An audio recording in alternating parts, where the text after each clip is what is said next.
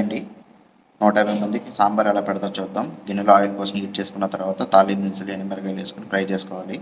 Fry అయిన తర్వాత మనం ముందుగా కట్ చేసి పెట్టుకున్న సాంబార్ ముక్కలు 2 బెల్లం కుందులు కూడా వేసుకుని బాగా కలుపుకోవాలి. తర్వాత ఒక ప్లేట్లో అల్లం వెల్లుల్లి పేస్టు, కారం, పసుపు, సాంబార్ పౌడరు వేసుకుని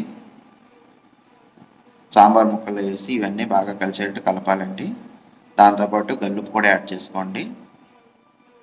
ఇవన్నీ బాగా కలిసిన తర్వాత మనం ముందుగా తీసి పెట్టుకున్న చింతపండు రసం కూడా యాడ్ చేసుకుని మనం ఇది 150 మందికి కదండి సాంబార్ పెట్టేది, బకెట్‌న్నర వాటర్ యాడ్ చేస్తున్నాం.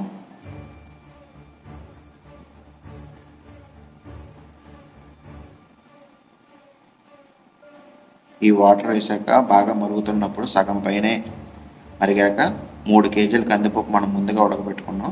దీన్ని ఆ పప్పుని సాంబార్లో వేసి బాగా కలుపుతూ ఉండాలి. లేదంటే పప్పు అంతా అడుక్కు చేరి అడుగంటే అవకాశం ఎక్కువ ఉంటుంది. బాగా మరుగుతున్నప్పుడు కొబ్బరి పొడి కూడా వేసి 20 మినిట్స్ సిమ్లో పెట్టుకుని సాంబార్ మరిగించుకోవాలి. అప్పుడు టేస్ట్ చాలా బాగుంటుంది.